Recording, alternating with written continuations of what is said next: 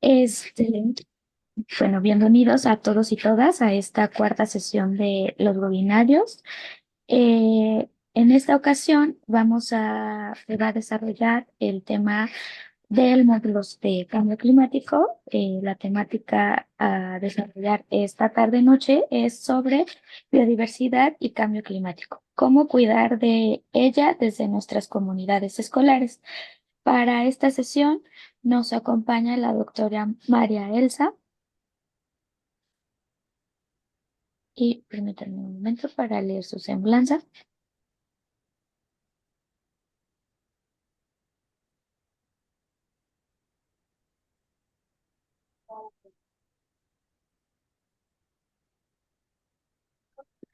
La doctora María Elsa Carrasco Lozano es doctora y maestra en Desarrollo Regional por el Colegio de Tlaxcala, con estudios de maestría en Ciencias Sociales y de licenciatura en Educación por la Universidad Autónoma de Tlaxcala. Es miembro del Sistema Nacional de Investigadoras e Investigadores SNI Nivel 1 y Perfil Deseable PRODEP. Miembro del Consejo Mexicano de Investigación Educativa COMIE, de la Red Iberoamericana de Educación Positiva e Inclusiva RIEPI de España, de la colectiva feminista Constitución Violeta de Tlaxcala. Fue fundadora de la Comisión Universitaria para la Igualdad de Género QUIR y de la UATX, de la Red Temática de Agua RETAC CONACYT, de la Red de Investigadores Sociales sobre Agua RISA y del Comité Técnico Estatal de Evaluación CTEE de la Zagarpa Tlaxcala. Ha sido evaluadora del Padrón Nacional del Posgrado PNCPC, de proyectos CONACYT y jurado de tesis de doctorado en el ANUIS. Fue coordinadora del Programa de Desarrollo Familiar y Comunitario del DIF Nacional y lleva 26 años como docente investigadora en la Universidad Autónoma de Tlaxcala en licenciatura, maestría y doctorado. Sus líneas de investigación las desarrolla en los temas de educación, violencia, género y ambiente. Ha publicado artículos y capítulos de libros como la educación ambiental, un saber pendiente en la formación de jóvenes estudiantes universitarios, en revistas como la Rías Crefal sobre la educación ambiental y el desarrollo sustentable, un acercamiento desde la educación superior en Tlaxcala y educación ambiental y perspectiva de género en el nuevo modelo humanista integrador, así como el de la educación ambiental como valor en el marco de la responsabilidad social universitaria y la educación ambiental, un saber necesario en la universidad. También ha publicado en el Boletín de Estudios e Investigaciones de España y en la revista Cadernos CIMEAC de Brasil. Que dice editorial, publicó el libro Educación, Violencia y Género, una mirada desde la experiencia, a la experiencia desde la convivencia en las escuelas. Pues bienvenida, doctora. Adelante. Hola, ¿qué tal? Buenas noches o tardes a todos y a todas. ¿Va usted a proyectar mi presentación? Me dijeron que los compañeros del equipo técnico iban a proyectar, no sé si nos puedan apoyar. Sí, la esperamos a que la proyecten.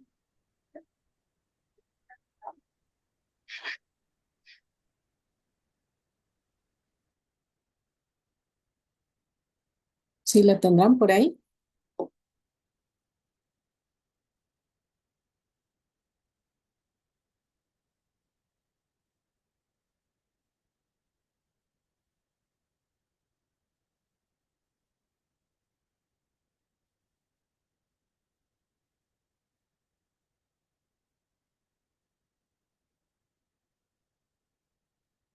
Y no sé si ande alguien por ahí del equipo técnico que nos pueda apoyar con la proyección.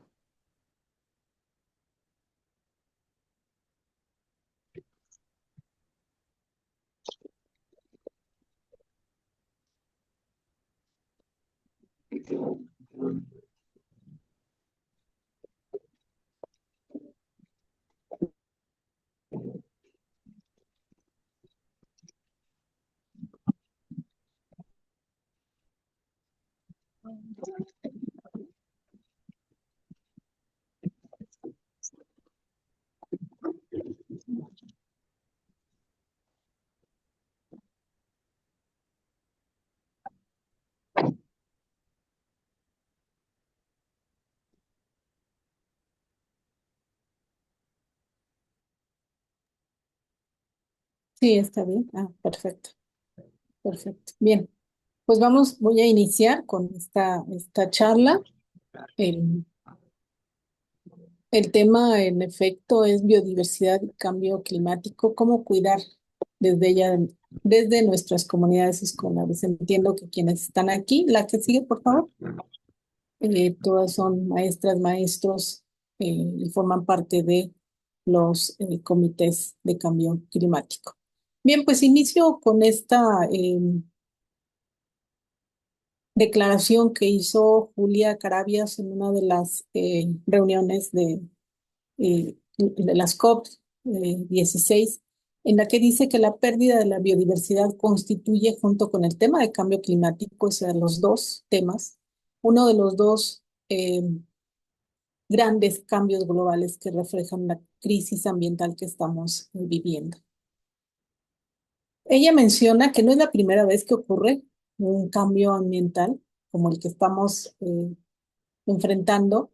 No obstante, siempre se había registrado que habían sido cuestiones inherentes al planeta.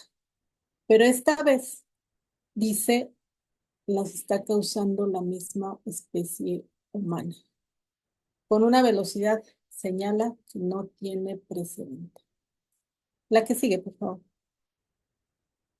Entonces, el cambio climático, antes de hablar de biodiversidad, voy a referirme al cambio climático, es la mayor amenaza medioambiental, como ahí se ve. Ustedes están viendo en esta imagen un planeta como usualmente no lo vemos, ¿no? No estamos viendo solo vemos ahí una masa. Entonces, esto tiene que ver con ese cambio climático que estamos enfrentando, no solo la humanidad, sino todos los seres vivos, y que tiene que ver con el aumento de la temperatura global. La temperatura global está superando la temperatura ideal, eh, y las consecuencias de ese aumento de temperatura serán catastróficas. Y no solo serán catastróficas, sino que ya las estamos enfrentando. Muchos de los eventos naturales que estos últimos días hemos estado viviendo o han estado viviendo en algunos, no solo estados de la República, sino en otras partes del mundo, tienen que ver con estas consecuencias referidas al cambio climático, y los impactos son catastróficos y tienen que ver con cuestiones no solo económicas, sociales, políticas, culturales, sino también con lo que nos puede pasar a cada una y a cada uno de nosotros. En estos momentos la temperatura ideal, como ahí se dice, está más o menos entre los 13,9 grados. Es una temperatura ambiente, es una temperatura que podríamos decir que es una temperatura buena. No obstante, ese promedio de temperatura que hay en el planeta no significa que no es tan fría. Recordemos que hay partes en el mundo que requieren temperaturas menores a bajo cero. Entonces, si la temperatura en el mundo se mantiene así en promedio, esto está afectando algunos otros ecosistemas. Pero además, la temperatura ha ido aumentando lentamente. Y esto ha sido a causa de los efectos que provocan algunos de los gases de efecto invernadero que se están emitiendo de manera constante y cada vez con mayor frecuencia a la atmósfera, aumentando la temperatura. Pasamos a la siguiente. Entonces hay que entender que este cambio climático que se está enfrentando, que estamos enfrentando la humanidad y los seres vivos, se refiere a esos cambios a las temperaturas. Como ya lo mencionó arriba, eh, Carabias, tiene que ver con los patrones climáticos, con lo que sucede usualmente en el mundo. Para la ONU, Acción por el Clima, estos cambios pueden ser naturales y pueden deberse a variaciones como la actividad solar, como las erupciones volcánicas, que pueden ser muy grandes, hemos escuchado de noticias al respecto, pero desde el siglo XIX, después de que empieza la revolución industrial, las actividades humanas han sido el principal motor de ese cambio climático. La que sigue, por favor. La que sigue. Ustedes aquí lo que ven en esta imagen es un planeta agobiado, colapsado, y esas son las consecuencias del cambio climático. En este dispositivo observamos que nuestro planeta está ahí sufriendo por la quema de combustibles fósiles como el carbón, el petróleo, el gas, que generan emisiones y gases de efecto invernadero. ¿Qué es el efecto invernadero? Pues ese efecto que causa que la temperatura de la Tierra se quede atrapada ahí en la atmósfera, que se regrese en forma de aumento de la temperatura. ¿Qué pasa cuando nosotros entramos a un invernadero? Pues bueno, o sea, en un invernadero literalmente lo que ocurre es que la temperatura aumenta. Si pasamos unas 2 o 3 o 4 horas ahí, vamos a tener un efecto, ¿no? Vamos a empezar a sudar. Así le está pasando a nuestro planeta. Y eso se debe a las emisiones de algunos gases, como el dióxido de carbono, el metano, que generalmente tienen que ver con el uso de gasolina, con el salir en coche, por ejemplo, por calentar las calderas de un edificio, de un hotel. También ocurre por el desmonte de tierras, por el desmonte de bosques que liberan dióxido de carbono, la agricultura. La agricultura es una de las actividades que también producen grandes e importantes emisiones de metano. La industria, el transporte, la agricultura, el uso del suelo, son algunos de esos efectos que están haciendo que se presente este cambio climático, que se aumente esta temperatura, que supone efectos devastadores y que ya tenemos registro de algunos de ellos en los ecosistemas del planeta. Cada vez ustedes han presenciado, cada vez hay más notas de cómo ha cambiado el clima global, aumentando, por ejemplo, el riesgo de incendios, aumentando el riesgo de huracanes, aumentando el riesgo de eventos meteorológicos cada vez más extremos y que de alguna manera, o no de alguna manera, afectan directamente a la salud humana, así como a otras poblaciones de especies que se ven obligadas a migrar, a moverse de sus zonas, de sus hábitats, en los cuales les es más difícil sobrevivir. No solo la población humana, sino algunas otras poblaciones, otras especies que tienen o enfrentan mayores dificultades para llevar a cabo tareas de abastecimiento alimentario. Otra mala noticia de esta situación es que en la humanidad y algunas especies no tenemos la capacidad de resiliencia, es decir, si enfrentamos algunas situaciones como estas, difícilmente vamos a poder sobrevivir literalmente a esta situación.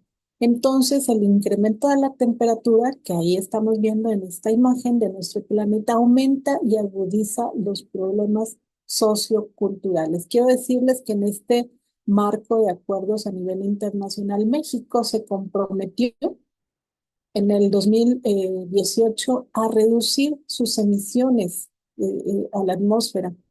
Pasó en el 2022, perdón, de 22% al 35% para el 2030. ¿Y por qué para el 2030? Bueno, pues porque para el 2030 se establecieron los acuerdos, los objetivos de desarrollo sostenible. Y en estos objetivos de desarrollo sostenible hay metas para reducir estas emisiones. La que sigue, por favor. Entonces, esos efectos del cambio climático en la biodiversidad son, como ya se mencionó, son sociales, económicos, pero también ambientales y a nuestras especies, a las especies les afecta y como ya mencioné, hay esa necesidad de moverse o de estar en peligro de extinción, como es el caso de esta imagen que seguramente ustedes han visto en muchas ocasiones, de una de las especies que están, sí, en el norte, que muchos de nosotros solo las hemos conocido, quizá en un zoológico y demás, pero que son estos osos polares que enfrentan esta situación. Este es un ejemplo muy claro de esta situación. Enfrentan un futuro incierto. ¿Por qué? Porque con el calentamiento global se está derritiendo su hábitat, se están derritiendo los glaciares. Y entonces estos osos se ven obligados a realizar viajes cada vez más largos para obtener alimentos, poniendo en riesgo su supervivencia, lo que nos da el dato de que su población ha disminuido 40% en la última década y que se estima quedan en el mundo más o menos entre 22.000 y 31.000 ejemplares. ¿Qué tenemos que hacer? Si reducimos el calentamiento global, se podrían salvar múltiples ecosistemas y múltiples formas de vida como estas, las que además en muchas ocasiones esto depende de las personas, es decir, nosotras y nosotros podemos cambiar desde nuestros espacios y sobre todo desde las escuelas. La que sí. Entonces, ¿qué es la biodiversidad? La que sí.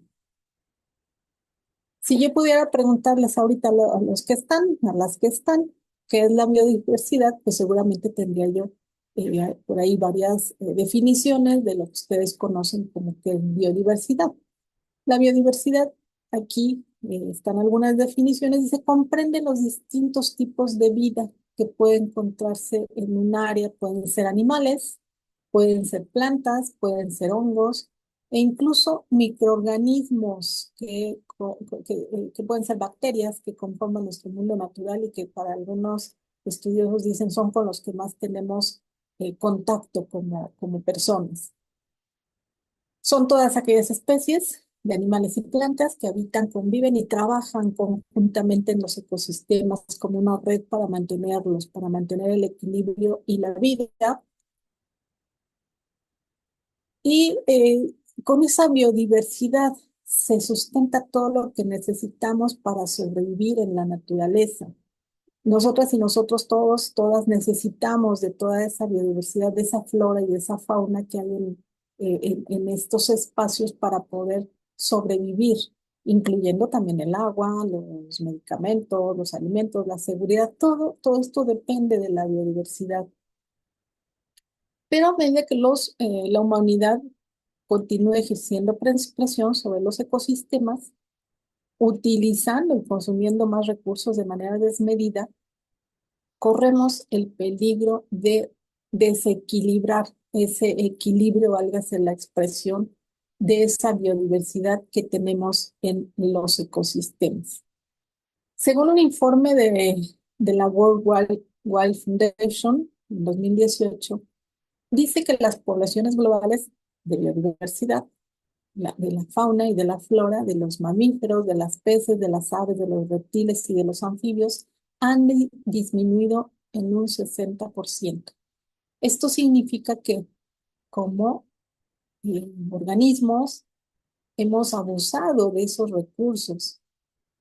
Significa que los seres humanos, la humanidad, hemos sobreexplotado en un 60% los océanos, hemos arrasado con los bosques, hemos contaminado las fuentes de agua, hemos ocasionado esta crisis climática, este cambio climático, lo hemos ocasionado con nuestra actividad.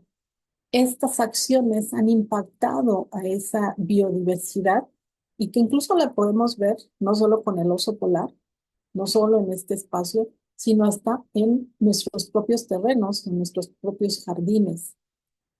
La humanidad entonces que forma parte de esa biodiversidad, de esa flora y de esa fauna, con nuestras funciones vitales, hemos impactado esas sinergias y las hemos modificado.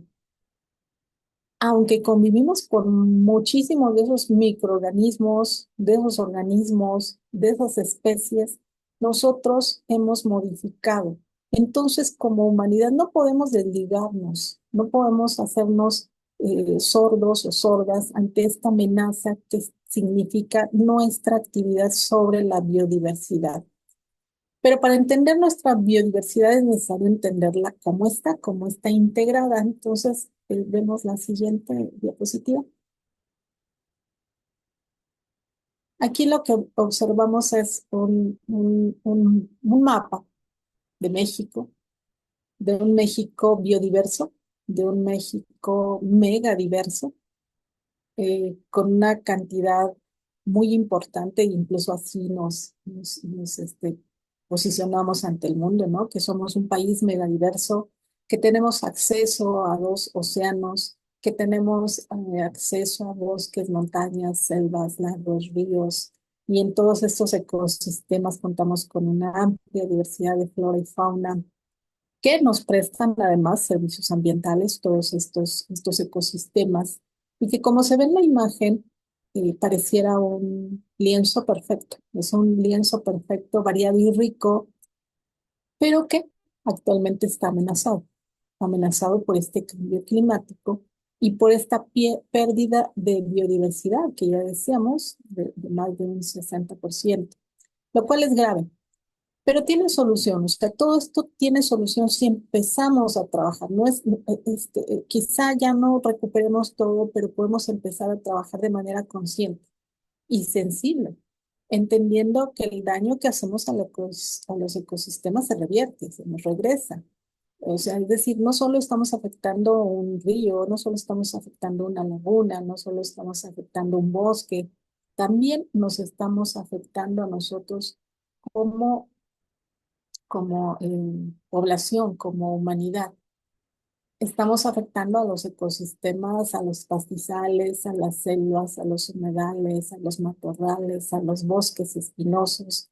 Es decir, lo que hacemos como humanidad tiene efectos en estos ecosistemas que parecieran inmersos y que parecieran fuentes inacabables de recursos. La que sigue, por favor. Esa biodiversidad está clasificada en tres grandes grupos, que es la diversidad genética, la diversidad de especies y la diversidad de ecosistemas. Son lo que nos vamos a encontrar en estos espacios. Sí, sí le pasó a la siguiente, por favor. La siguiente.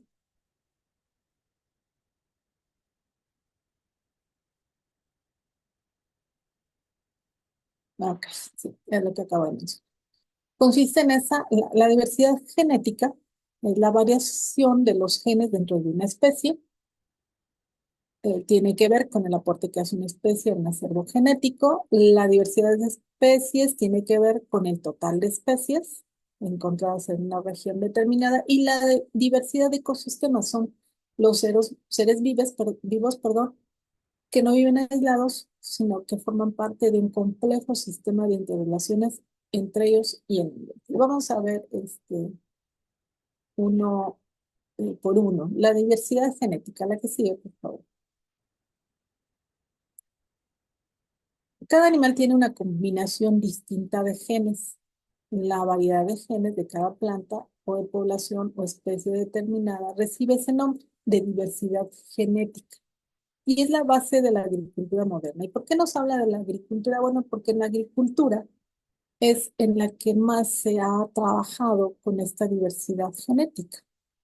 Gracias a ese tipo de biodiversidad, generaciones de agricultores han podido dedicarse a cultivar plantas silvestres, determinando qué propiedades son las que contribuyen a nuestra alimentación. Es decir, se hacen pruebas para, por ejemplo, con especies de maíces criollos, hacer combinaciones y tener maíces de menor tiempo de producción, y no solo maíces, sino otros tipos de plantas, porque lo que es bien cierto es que el tema de la alimentación es una prioridad no solo en México y en Tlaxcala, sino en el mundo. Ese es uno de los objetivos de desarrollo sostenible para reducir, por ejemplo, el hambre para el 2030. Entonces, la agricultura es la que más ha echado mano de esta diversidad genética para poder producir todos los alimentos que requiere la población en el mundo, más o menos 8 mil millones de habitantes. Entonces, la agricultura es la que más ha hecho, ha empleado esta diversidad genética que forma parte de esta biodiversidad para poder alimentar y para lograr la supervivencia de la humanidad. Por ejemplo, la FAO, que es el organismo a nivel internacional que se encarga de revisar el tema de la alimentación, estima que en el siglo pasado alrededor del 75% de la diversidad genética de los cultivos se perdió cuando los agricultores se pasaron a variedades genéticamente uniformes de alto rendimiento y abandonaron muchas variedades locales. Sin embargo, esta posibilidad de recurrir al material genético es esencial para adaptar y mejorar la agricultura frente a las amenazas, a las enfermedades, al calentamiento, al clima y a las condiciones de crecimiento. Garantizar la seguridad alimentaria es parte de aprovechar esta diversidad, esta biodiversidad genética. Pero hay una situación, hay un impacto del cambio climático, por ejemplo, en el tema de la producción agrícola. Muchas zonas ya experimentan elevados niveles de inseguridad alimentaria. Los recursos genéticos para la alimentación y la agricultura juegan un papel crucial en la seguridad alimentaria. Entonces, es muy importante que la subsistencia se trabaje de esta manera, aprovechando la diversidad genética. Hay una situación también, los países, con el tema del calentamiento global, los países situados en las regiones más calientes del globo, o sea, del planeta, serán los más afectados por el cambio climático, ya que se espera que este aumento de la temperatura sea aún más potente en los sistemas agrícolas que están menos preparados para hacer frente a estos impactos. Y eso está ocurriendo. ¿Qué pasa ahora con la variabilidad del clima? Cada vez la agricultura se enfrenta a estas situaciones extremas. Por un lado, a sequías, luego a lluvias torrenciales, como está ocurriendo en nuestros días, y luego viene el riesgo también de las heladas. ¿Por qué? Porque el clima está variando. Entonces, está claro que la humanidad tiene que aprender a utilizar estas herramientas, todas las herramientas posibles, para afrontar el desafío y producir los alimentos que sean más posibles para poder satisfacer la alimentación y la agricultura. ¿Qué está haciendo la agricultura? Pues cada vez está empleando mayores elementos para conservar esa diversidad genética, para meter insectos polinizadores, para hacer o echar mano de organismos microscópicos y sus genes, para poder adaptar los cultivos al cambio climático. La que sigue, por favor. En estos tres grupos, como ya comenté, pasamos a la siguiente, por favor.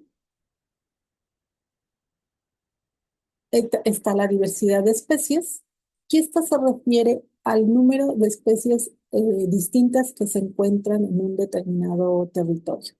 Por ejemplo, el número de especies de una abundante selva tropical es mucho mayor que el número de especies que podemos ver en un desierto, donde pocas pueden sobrevivir.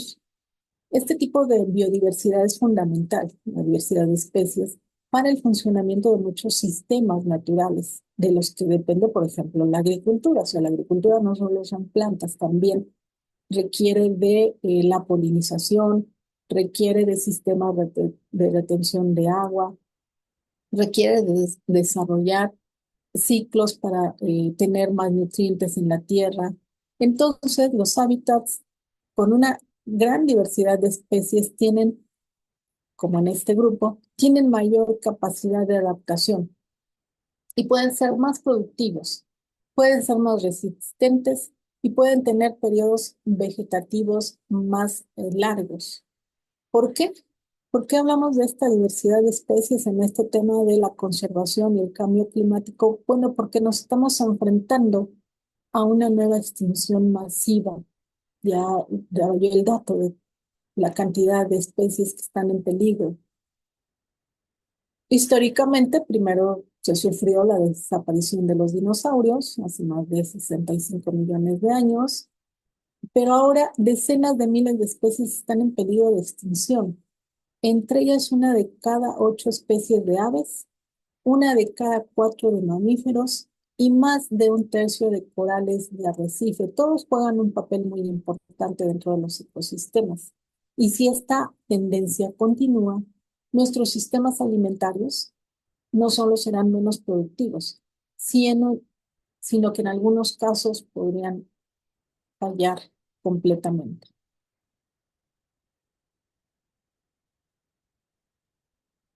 Entonces, este segundo nivel de biodiversidad en los ecosistemas representa una de las características que definen a nuestro planeta. Cada especie ocupa un papel único dentro del ecosistema en el que se encuentra y de alguna manera contribuye a que tanto el grupo de diversidad genética como el de las especies, como el que viene a continuación, podemos ver la siguiente, pasamos a la siguiente. En esta diversidad de ecosistemas, ahí es a donde conviven estos tres grupos. Entonces, aquí en este grupo, en la variedad de ecosistemas, es el número de hábitats de diferentes en una zona determinada.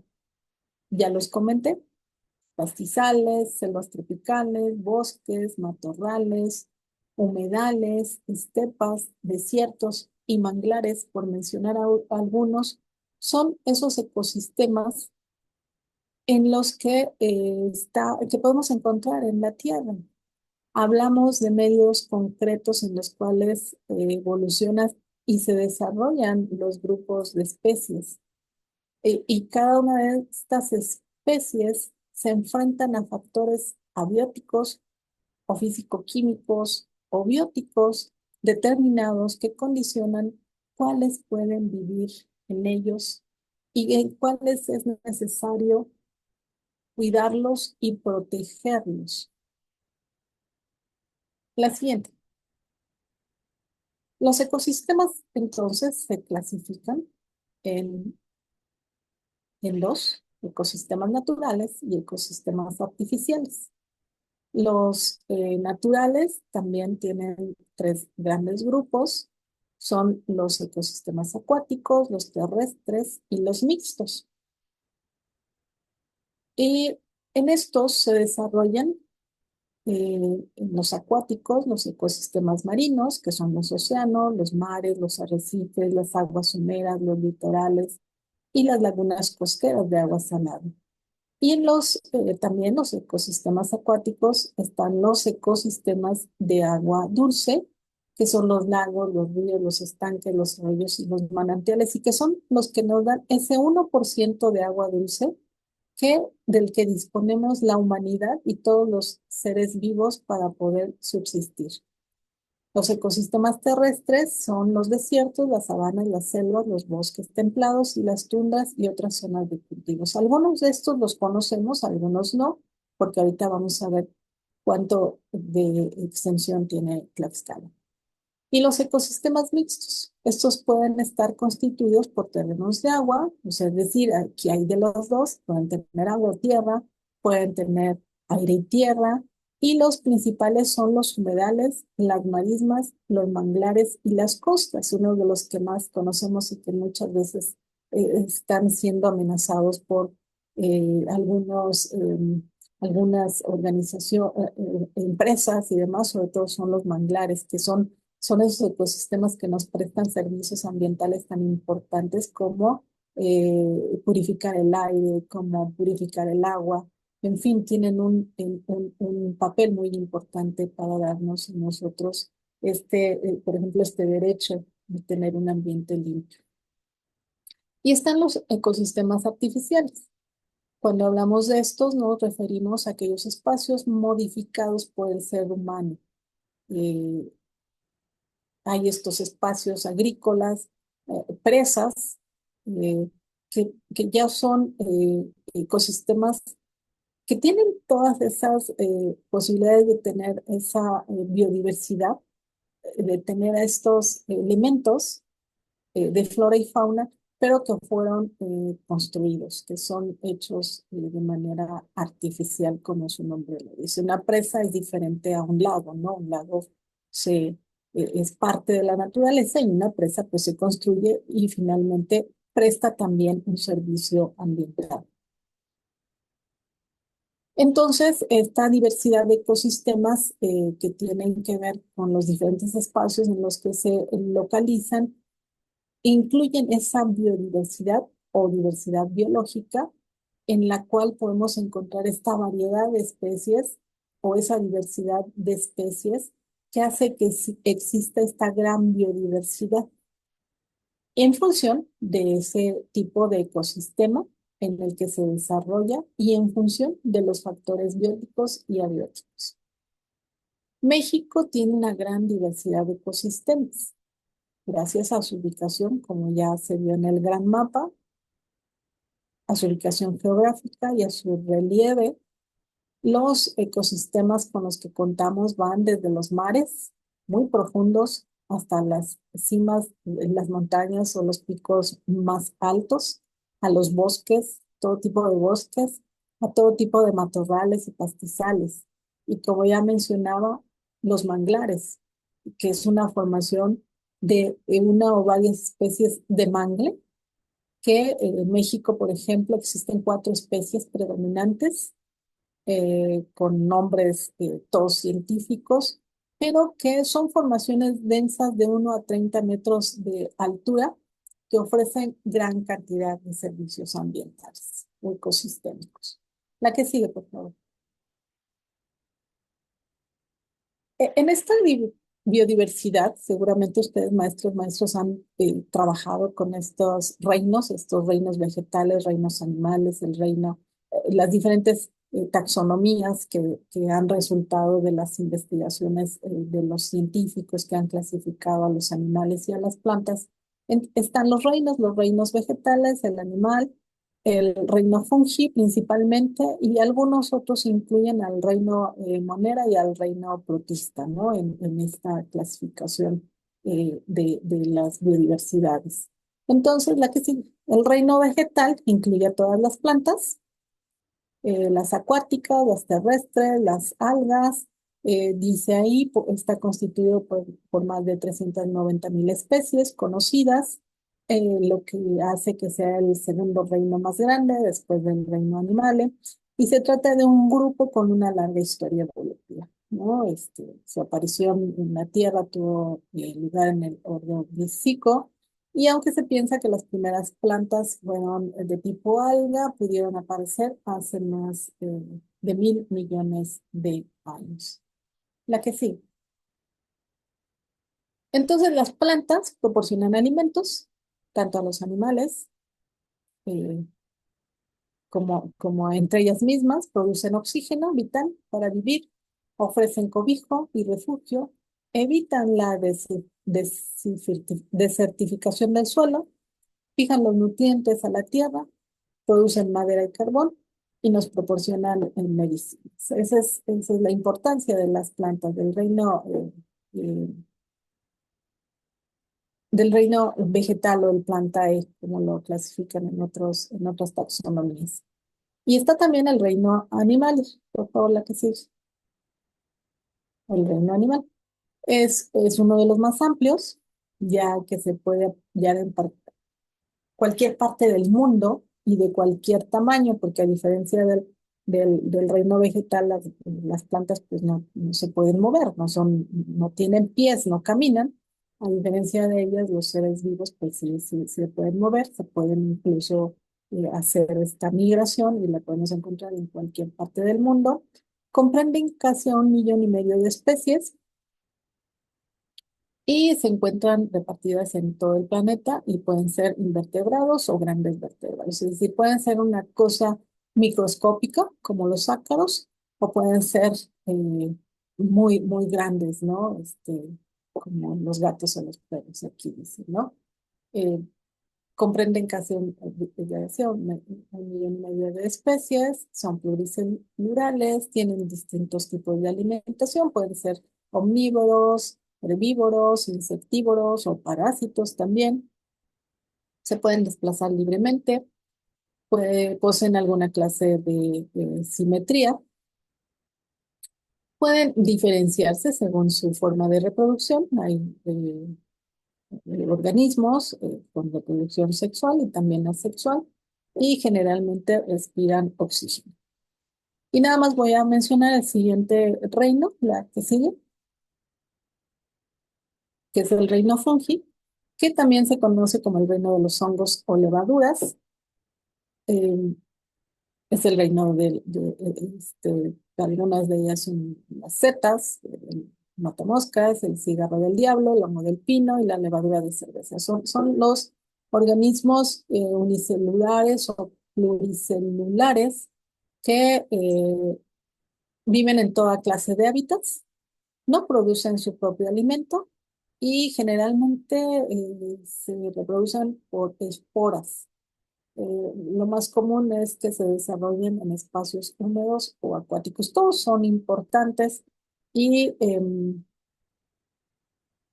por el tiempo me voy a pasar a la siguiente. No vamos a mencionar los protozoa y los moneras porque, bueno, son unos reinos que también son importantes, pero los vamos a dejar. Entonces nos vamos a pasar ya a revisar eh, qué es lo que está pasando en Tlaxcala. Tlaxcala tiene una extensión, como todos sabemos, una extensión muy pequeña, el 0,2% de la superficie del país es Tlaxcala, y lo vemos, en efecto, es un espacio geográfico muy pequeño, 3,996,6 kilómetros cuadrados, que cubre Tlaxcala, la que sigue, con la mayor parte de la superficie, la que sigue, por favor, del estado presenta un clima templado, subhúmedo. eh, Ahí están los porcentajes de cómo se distribuye el clima. La temperatura media anual es de 14 grados centígrados, la máxima promedio es alrededor de 25 grados centígrados y esta se presenta principalmente en los meses de abril y mayo, son las temporadas más calurosas. La temperatura mínima promedio es de 1,5 grados centígrados, que es en el mes de enero y que eso sabemos ocurre solo en algunas partes del estado. La precipitación media anual es de 720 milímetros anuales de agua y estas lluvias pues se presentan principalmente en los meses de junio y septiembre. Esto hace que en Tlaxcala se practique principalmente la agricultura, aunque es una agricultura que ya no tiene mucho espacio porque la mayor parte de la población hoy día, el 70% se estima que es zona urbana. La mayoría del estado está conurbado, pero no obstante la agricultura se practica en los espacios que quedan y la mayoría es de temporal. Esto tiene que ver con que el clima es templado y que favorece la producción de diversos cultivos como maíz, haba, frijol, lechuga y demás, que ustedes ya conocen. La que sigue. La flora predominantemente con la que contamos en Tlaxcala es bosques de coníferas, encinos, y matorrales, pastizales, tenemos algunos volcanes. La flora está representada por algunas especies como campanillas azules, cincollagas, y la fauna abarca animales como sopilotes, tlacuaches, perros ladradores y cenotes.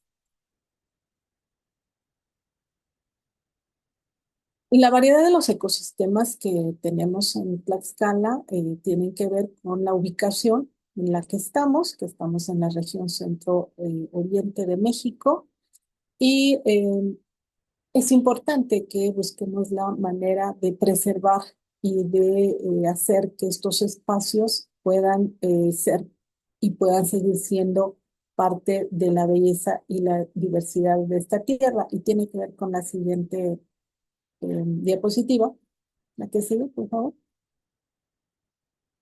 Ya que tenemos el Parque Nacional La Malinche o Matlalcueyot, que es la quinta montaña más alta de México.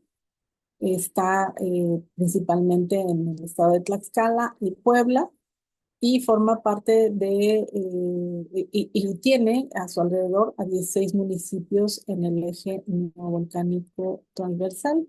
Cuenta con 46.112 hectáreas y con una amplia diversidad faunística. Se registran 937 especies, entre ellas el chupaflor, canelo, el cimarrón mexicano como aves, el chipe rojo, el zorzal mexicano, el murciélago mula, el saltaparedes, el enebro azul y una variedad de especies. Y su vegetación más representativa incluye bosques de alta montaña, de encino, yamel, pastizales y algunos tipos de vegetación inducida que tienen que ver, como ya lo mencioné, con los cultivos agrícolas. La que sigue. En la fauna, en Tlaxcala, estos son datos del INEGI, el bosque de coníferas, tenemos codornices, ardillas, tejones, salamandras, ranas, matorrales con algunas liebres de cola negra, halcones, coyotes, palomas, de alas blancas, conejos, cacomistle. ¿Quién de nosotros no ha visto al cacomistle? Bueno, el cacomistle es una de esas especies que decíamos que, junto con otras como las ardillas, como los coyotes, que los hemos visto ya en algunas cercanías de las poblaciones, han tenido que migrar porque su hábitat, que en este caso es el el Parque Nacional La Malinche, está siendo invadido o está siendo talado, de tal manera que estas especies, tienen que migrar en búsqueda de alimento. Y hoy día podemos ver, por ejemplo, este cacomistle, que incluso se nos recomienda cuidarlo y protegerlo, porque está ya en estas zonas, en las zonas conurbadas, y así como esta especie, algunas otras. Entonces, en peligro de desaparecer en México, en Tlaxcala hay 20 especies de animales endémicos. La que sí. Entonces, maestras, maestros, si nosotros queremos conocer y saber con mayor precisión qué biodiversidades tenemos en nuestros municipios, en los municipios en los que estamos viviendo o en los que estamos trabajando, les recomiendo visitar esta página que se llama así, Enciclovida. Ahí la pueden ver arriba, dice Enciclovida, y que nos permite revisar por región, o sea, lo podemos posicionar en todo el país, o sea, podemos ver en todo el país, pero cuando nos focalizamos a Tlaxcala, podemos encontrar, por ejemplo, ahí está la guía de cómo usarlo, y queremos saber, por ejemplo, en el tema de los reptiles, con qué reptiles cuenta Tlaxcala. Entonces ahí, si ven ahí arribita, dice que tenemos 45 especies de reptiles. Y si nosotros le picamos a donde está esa tortuga, la tortuga que está ahí con verde en el extremo inferior derecho, Esa tortuga se llama tortuga pecho quebrado. Y es una especie mexicana nativa que requiere de protección, low control, una protección menor. La encontramos en el apéndice 2. Es dulce acuícola, es decir, de agua dulce y es terrestre. Y si ustedes observan, están dos puntos naranjas en los que marca dónde está ella, esta especie. Esta especie, si nosotros, bueno, aquí no lo puedo hacer, pero si acercamos con el cursor, con la computadora, esta especie se localiza en la laguna de Atlangatepec, no, de Apizaquito, la laguna de Apizaquito y en la laguna de Acuitlapil. Entonces, así como esa especie animal, también vienen son varios archivos de flora y fauna, y nosotras podemos ir ahí como maestras, como maestros, identificando qué especies eh, se localizan en los municipios en los que trabajamos y cuál es la categoría en la que se encuentran clasificados, que pueden estar tanto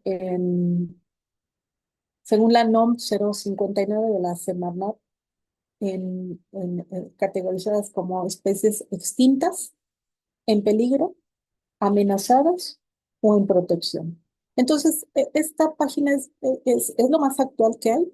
Eh, Hay todo un procedimiento para acceder a la información. Tenemos que escribir un correo y nos regresan la información y ya podemos bajar los archivos, pero es la que nos proporciona todo este dato junto con la CONABIO, que es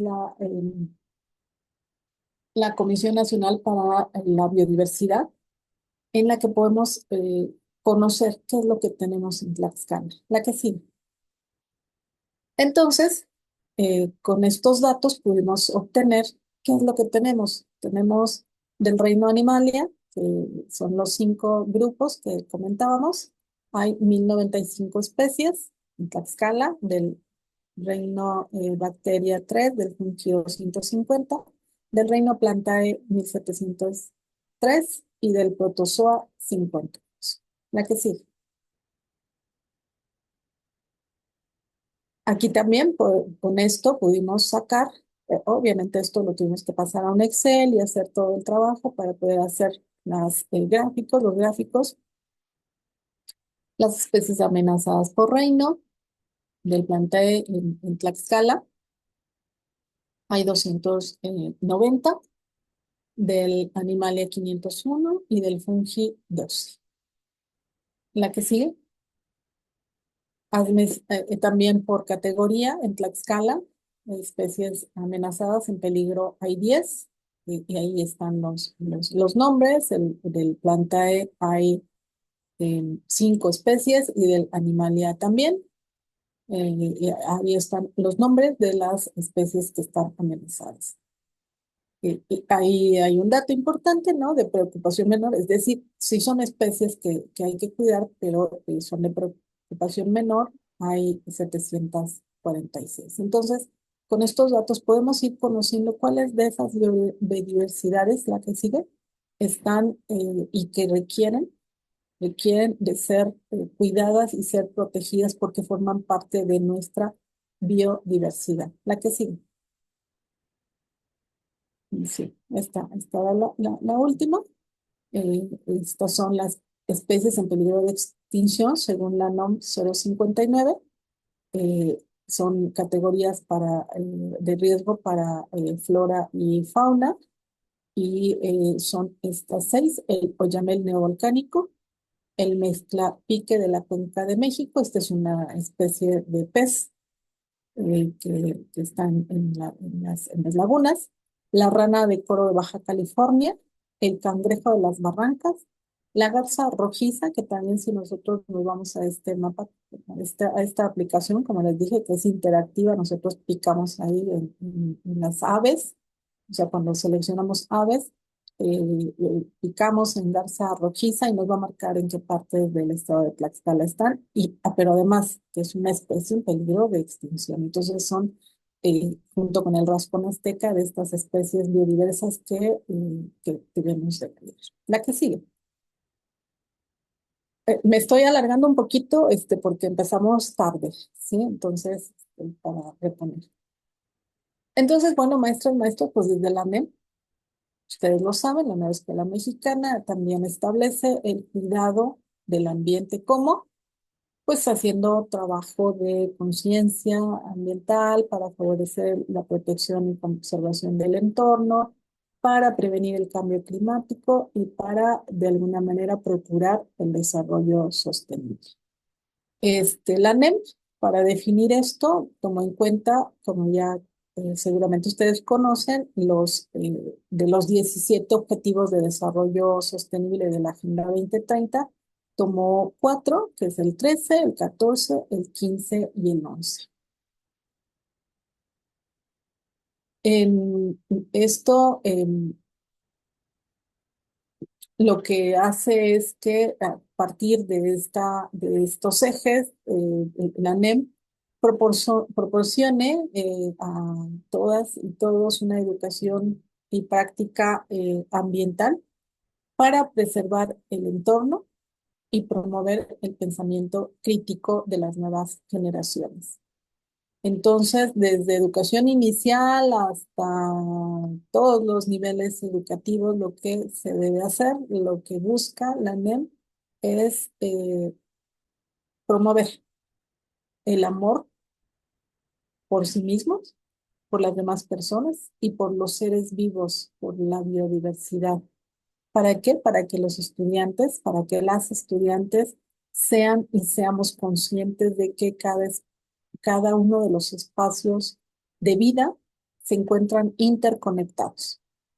Se espera que la NEM, ahí lo dice, que se aprenda, el aprendizaje actúe a favor del medio ambiente a lo largo de la vida. La que sí. Entonces, ¿cómo cuidar el entorno? Ya vimos qué es el calentamiento global, qué es el cambio climático, qué es la biodiversidad. Entonces, ¿qué tenemos que hacer desde las escuelas y la comunidad? Bueno, pues en estos casos, estas son especies que están ahí, estas salen en esta página, en este Sistema Nacional de Información sobre Biodiversidad, en la Enciclovida. eh, Sensibilizar en la prohibición de caza de animales. Esto es muy importante, que trabajemos con nuestras niñas, con nuestros niños, para que en sus comunidades, con sus familias, se empiece a trabajar en esta actividad, en reducir la caza, en evitar qué bueno que ya le pasó a la que sigue, en evitar la deforestación de los bosques, en respetar las áreas protegidas y las reservas naturales. Todo esto, miren, esta ahí sí parece un poquito, no me la pasé tan rápido. En la tarea de protección y el cuidado animal, aquí estamos viendo dos em, ecosistemas que son muy significativos para Tlaxcala, es la laguna de Acuitlapilco. En el fondo se ve el Parque Nacional de la Malinche y está también el bosque de las luciérnagas. Todas estas áreas hay que protegerlas, hay que cuidarlas y trabajarlo desde la escuela. La que sigue, ya me voy a ir rápido porque creo que sí, ya estamos sobre el tiempo. Entonces, ¿qué hay que hacer? Primero, las primeras que les pasé es cuidar el entorno, es decir, lo que está afuera, en la comunidad, lo que es común, lo que es de todas y de todos. Y desde la escuela podemos empezar a hacer actividades como plantar árboles, especies que puedan ser plantadas dentro de las escuelas, hacer huertos, hacer compostas y una actividad que no es tan común, pero podríamos empezar a cuidar las aves con comederos para los pajaritos, para esas aves muchas veces que también ya se ven obligadas a recorrer grandes extensiones para poder conseguir alimentos. La que sigue. También en lo individual, no solo en la escuela, ya en la familia, ahorrar agua, captar agua, reducir el consumo de energía, separar la basura. Aquí, como se ven en esas imágenes, ¿no? Hay guías de reciclaje, hay guías de cuidado del agua, tanto en la escuela como en la familia. Hay que empezar a reutilizar, por ejemplo, cada que iniciamos periodo escolar, los niños y las niñas pueden reutilizar libretas, pueden reutilizar papel y al final, si ya no lo pueden usar, pues entonces separarlo y llevarlo a los centros de acopio, de tal manera que con esto también estemos fomentando que haya menos demanda de y tala de árboles, porque finalmente lo que tenemos que enseñarles es que el papel, cada hojita que usamos, viene y su origen está en la madera. Y por eso también los bosques cada vez están siendo mayormente talados.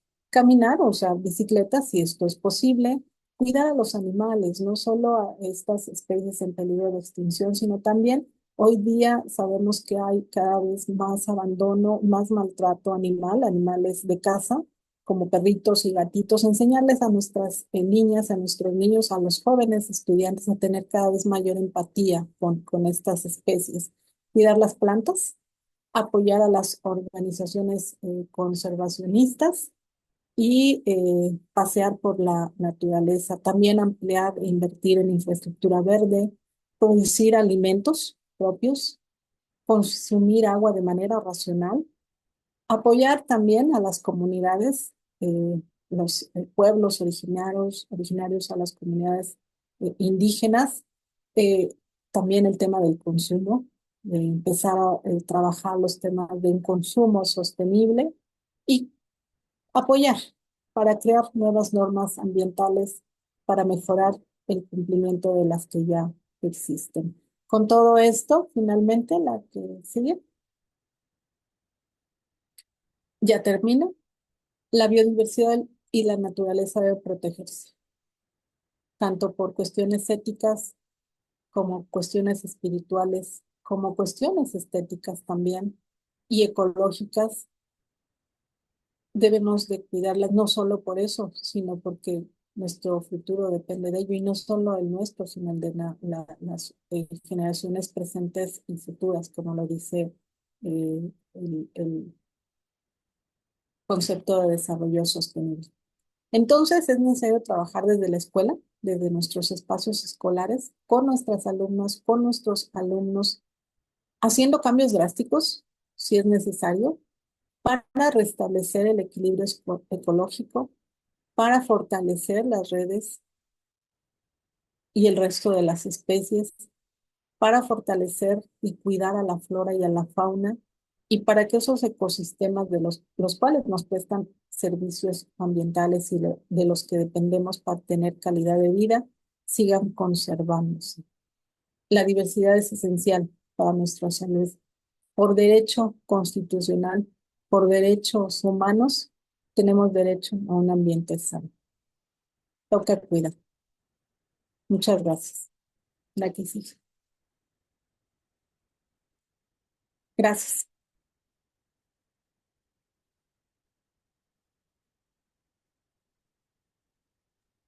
Muchas gracias, doctora, por su exposición. Abriríamos un pequeño espacio para dudas o cualquier pregunta que tuvieran hacia la doctora. Si quieren alzar sus manitas o abrir sus micrófonos, adelante.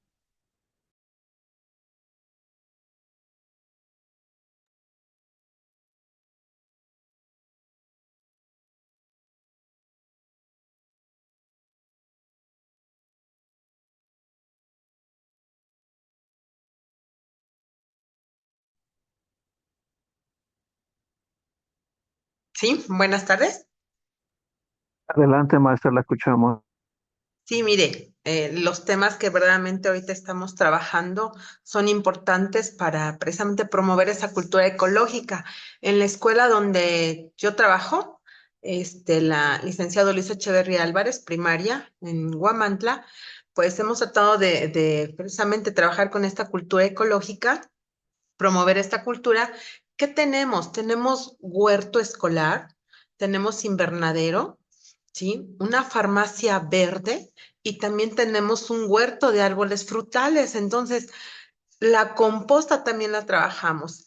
Ahorita no tengo fotos para quien les mostrara yo de momento, pero todos esos 5 proyectos los llevamos en la escuela. Ahora ya tenemos una buena cosecha de jitomate en lo que es el invernadero, ¿sí?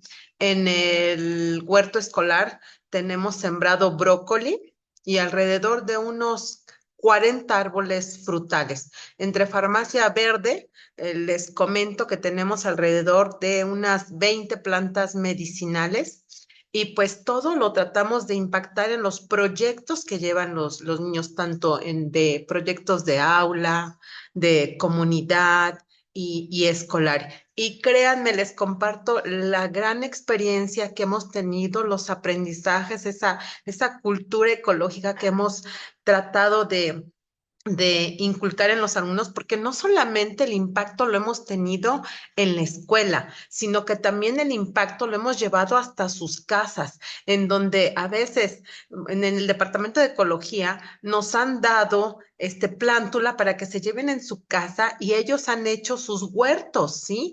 Y iniciar esto en casa y que impacte no solamente en la escuela, yo creo que es de mucho beneficio, ¿no? De verdad estamos generando esa cultura no solamente para la escuela, sino para toda la comunidad escolar. Hemos hecho muestras de test, claro, con todos los cuidados, porque a los niños les damos probaditas de test, pero no podemos mezclar más de 2, 3, porque si no podemos generar otras situaciones, ¿no?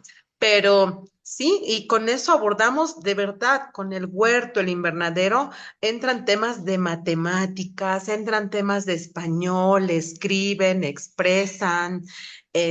Pues yo creo que es una gran oportunidad de aprender, y digo, no de manera nada más unilateral, sino transversal, tomando este tema tan importante que es lo de la ecología, ¿verdad? El cuidado a la ecología y que impacte verdaderamente, pero no solamente con lo que viene en los proyectos, sino de manera vivencial. Y esa es la experiencia que yo les puedo compartir en mi escuela.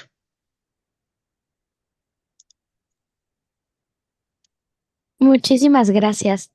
¿Alguien más? ¿Algún comentario, experiencia, pregunta que tuvieran? Muy buenas tardes, maestros, maestras. Eh, Ahora sí, muy bonito ahorita que estamos iniciando, cosas que a veces nosotros no sabemos, pero con este curso bonito, pues les agradecemos, ¿sí? Para llevarlo a nuestro centro de trabajo, en nuestra escuela donde yo estoy, Escuela José María Morelos y Pavón, San Pablo del Monte. Vamos a llevarlo a cabo con nuestros alumnos, alumnas y madres y padres de familia. Muy bonito, gracias.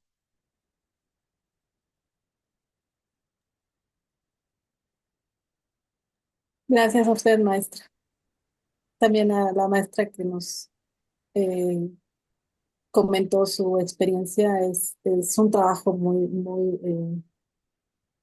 muy rico con sus alumnas, con sus alumnos, tener su huerto, tener su composta, tener su farmacia.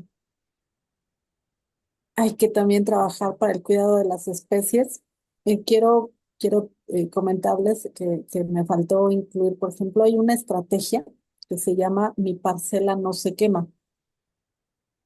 Y eso ustedes como maestras también lo pueden fomentar desde sus espacios. ¿En qué consiste esto de Mi parcela no se quema? Y hay una norma oficial mexicana que invita a los agricultores, a los campesinos, a los campesinas, a no quemar las parcelas. Esta es una práctica muy común, seguramente la han visto. Eh, ¿Qué pasa cuando se quema la parcela para quitar el pasto seco? Bueno, con esa quema, no solo quemamos el pasto seco, válgase la redundancia, quemamos a la flora y a la fauna que está ahí. ¿Ustedes creen que, por ejemplo, un tlacuache, una tlacuachita, que tenga sus bebecitos tlacuaches, Le va a dar tiempo de cargar a todos sus tlacuachitos en su espalda y salir huyendo cuando está el fuego invadiendo su nido. O a la serpiente de cascabel, bueno, pues pareciera que es un animal peligroso y que si nos muerde, pues hay un riesgo, ¿no? Muy grande con la mordedura. Pero la serpiente de cascabel está en peligro de extinción en nuestras regiones. Entonces, cuando nuestros campesinos eh, entendemos por qué lo hacen, queman la parcela para tener ya la tierra preparada para el siguiente ciclo agrícola, estamos acabando con todo, con todas estas especies que forman parte de este reino, del reino animal, y que juegan un papel muy importante. O sea, los ratones de campo, que incluso bien están ahí también en estas clasificaciones que les digo, que hay una variedad de ratones que están ya también en ese estatus de control, de cuidado, todos son arrasados. Entonces, ese ecosistema lleno de diversidad de flora y de fauna, fue arrasada, porque incluso los arbolitos que están ahí sembrados o los magueyes que están en los linderos también se ven afectados. Entonces, ¿qué dice la Semarnat y la SADER, que son las que cuidan que esto no suceda? Dicen, bueno, también hay formas. O sea, te decimos que no quemes tu parcela, pero te decimos cómo hacerlo. Y si la vas a quemar, si no hay otra opción que quemarla, te decimos cómo hacerla para que no afectes ni a los vecinos, ni a la fauna, ni a la flora que hay ahí. Entonces, eso también lo podemos a trabajar desde la escuela, sobre todo en estos municipios a donde todavía la agricultura es parte de nuestras actividades. Entonces, solo les quería comentar este tema que me había faltado, maestras, maestros, y felicitarlas a quienes tienen sus huertos. Me ha tocado ir a ver, incluso en Huamantla, ¿no? Que hay algunas escuelas que ya tienen sus sistemas de captación de agua. ¿Por qué? Porque el agua también es muy importante y esto también hace que nuestras niñas, nuestros niños, nuestros alumnos, nuestras alumnas empiecen a concienciar de la importancia de cuidar el agua como un recurso que no es infinito y que hay que cuidarlo para tener asegurada la calidad de vida.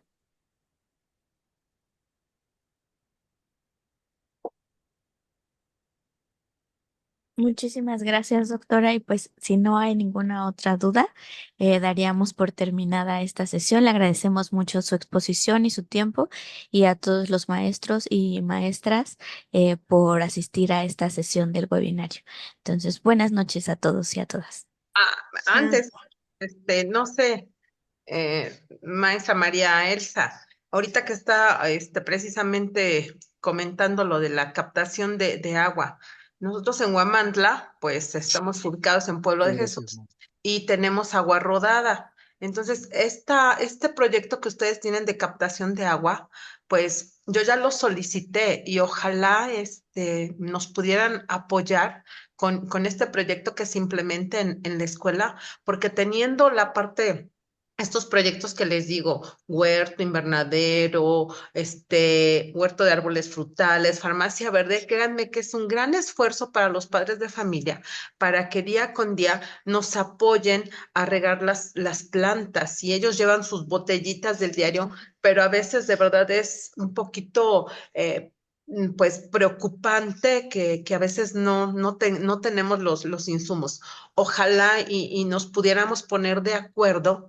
Le digo, yo ya lo solicité, sin embargo, he estado hablando al teléfono que me comentaron, pero no he recibido respuesta. Entonces, no sé si pudiéramos de alguna manera dar mi necesidad para que ojalá ser ahora sí candidatos a este gran proyecto que son las escuelas de lluvia, ¿no?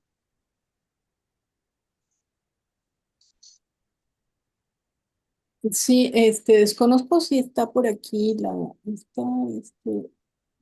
la directora de Educación Ambiental.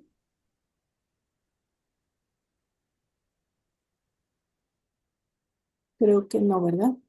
Solo está Dona, Donají, así se pronuncia. Sí, no, creo que Inés no pudo conectarse el día de hoy. Ok, bueno, creo que todo esto lo tienen que ver con ella, ¿cierto, Donají? Hola, buenas noches. Sí, se vería con Inés específicamente en Tlaxcala. Ujú. Vamos a tener algunas sesiones enfocadas un poquito a las ecotecnias, aunque son muy breves, pues dan introducción a este tipo de temas y si bien no esté programado, pero creo que tendríamos o es necesario tener alguna sesión sobre financiamiento climático y que de pronto ahí a través justo de programas, proyectos de educación ambiental, pues se puede obtener recursos. Ahí está la respuesta, maestra. Sí, Bueno,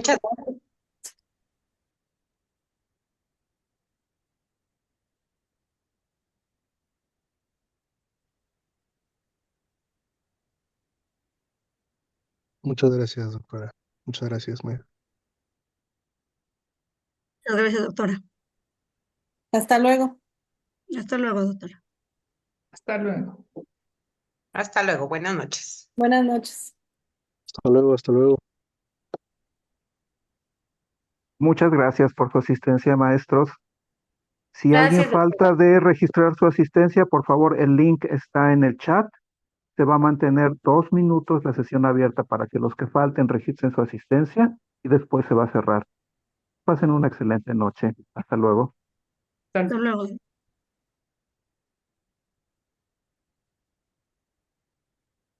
Ya nos regresamos. Pues no veo el link para la asistencia. Sí, por favor, si nos pudieran volver a compartir el link, por favor. Sí. Ay, gracias.